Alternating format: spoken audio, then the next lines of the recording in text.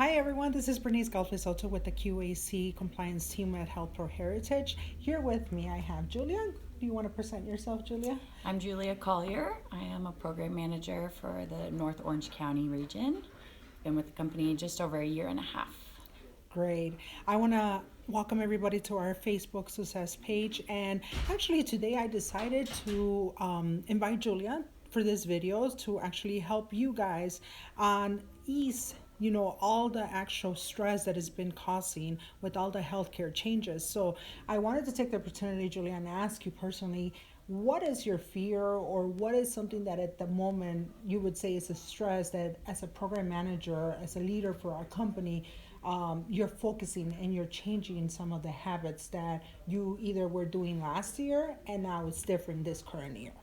Well, especially with all the new changes with everything, it's avoiding those denials. Yes. Okay, denials, denials, denials. So, what I've proactively been doing is a lot of chart audits personally between my clinicians and myself, and thinking of step by step ways of improving that in order to help, you know, hopefully not get those denials or even ADRs and things like that.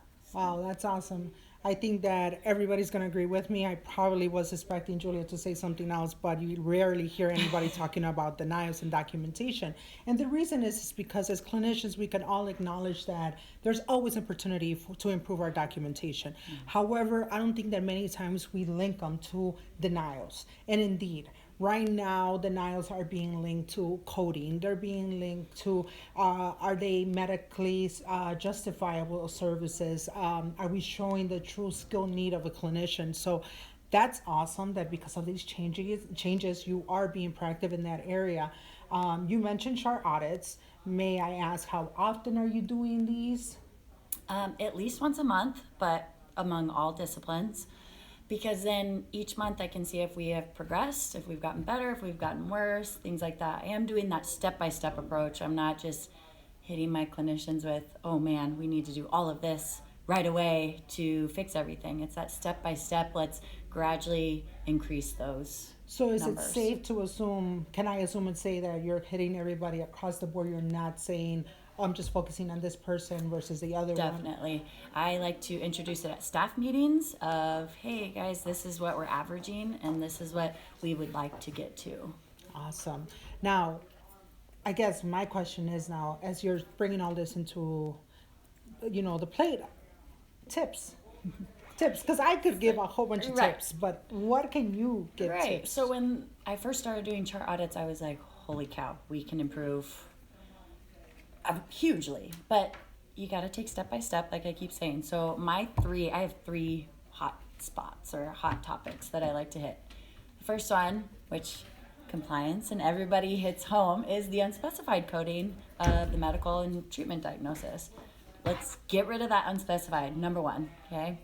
Number two would be the functional aspect of our short-term goals. Yes, Health Max does, or Optima, or every other goal writing tool does not necessarily prompt us for that, but if you add that functional aspect to your goal, that's an easy second point there after unspecified coding, functional aspect to short-term goals. And then last but not least is there any mention of prior therapies? Or no prior therapies. It doesn't have to be that the person did have therapy. Maybe they are that once in a lifetime, you're the first person seeing them, but is there a mention of their prior therapy or no prior therapy? And was there progress made with that therapy? What type of therapy? Home health, outpatient, what was it for something else? But those three things are three easy points. Three easy points. I don't know, it makes me excited to hear those three easy points because just like Julia mentioned, these are points that I guess as a compliance lead for Health Pro Heritage, I tend to actually reinforce a lot. But hearing it from you and your excitement is like, okay, we're not just saying it to say, but indeed, those 3 points that she mentioned are a huge component. Right now, reimbursement and coding are this tight. So it's good to hear that. It's good to see that you're monitoring that area and saying, these are the 3 things we're going to hit, and not actually presenting it to the staff like, you need to improve this. It's just we're going to focus on making sure we don't have unspecified code, or we're going to focus on making sure that if there was therapy or no therapy is being mentioned. And We're going to focus on short-term goals and making sure that it's there or not there, or if it's not there, how to actually make sure that it's there. And I think that is huge because eventually that's what connects the dots to many or the rest of the documentation. Yeah. Because if you have the right coding, it will prompt you to the standardized test. It will prompt you to the CPT codes that you're going to use. If you have the adequate information about therapy or no therapy, it's going to set kind of like that benchmark. Where are you going to start? And what are you not going to repeat? Because if the prior therapy was stuck on just doing a particular therapeutic activity, therapeutic exercise, are you going to start from there? No. We obviously want to make the difference, and this is something that we could, if you have a denial, you can argue. You can actually present and saying, this is the reason why our clinicians opted for this treatment, and this is the reason why it should be justified, or this is the reason why coding was the best coding, and so on.